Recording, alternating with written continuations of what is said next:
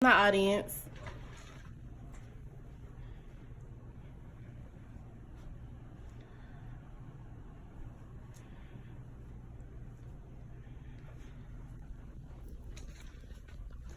A quote from Delphine D.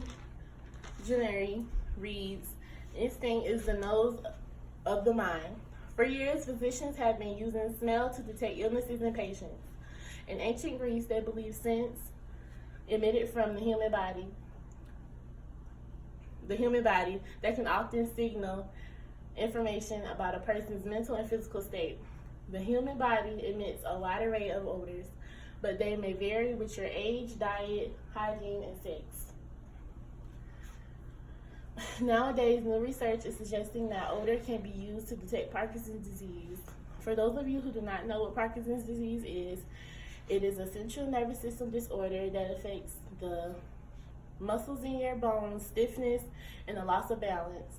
Doctors are now linking Parkinson's disease to a musky smell. The musky odor is linked to your sebum, which is linked to your sebaceous glands. Physicians are now researching the origin of the smell.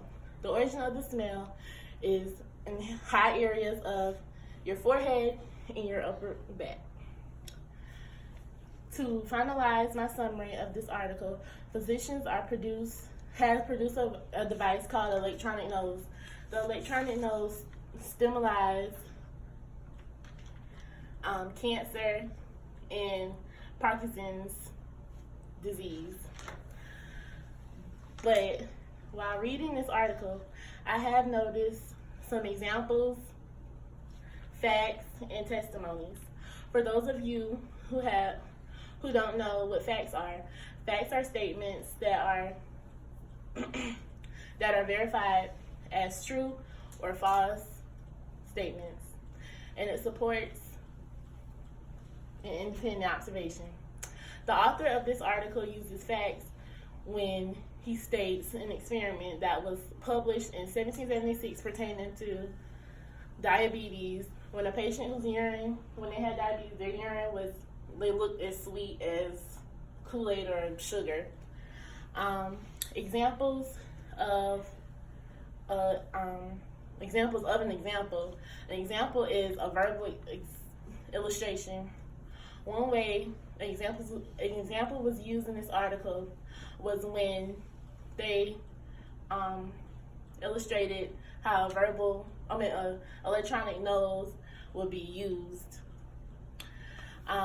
and explain how they visualize, the disease. Lastly, testimony. Testimony is when you quote the words or summarize the ideas of others to support and illustrate your points. Testimony was used in this article when the author testified that researchers associated with this article lowered the list of Parkinson's smell-causing candidates from the hundreds to 17. This concludes my magazine speech. Thank you for listening.